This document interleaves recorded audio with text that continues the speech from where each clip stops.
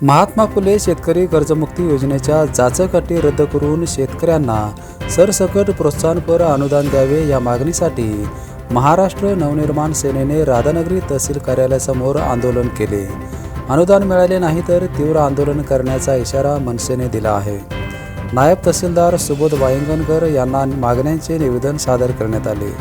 या योजनेअंतर्गत कोल्हापूर जिल्ह्यामध्ये लाभार्थ्यांची संख्या 3 लाखावर असतानाही हजारो शेतकरी केवळ जाचक अटींमुळे या लाभांपासून वंचित राहत असल्याचा आरोप मनसेने केला आहे।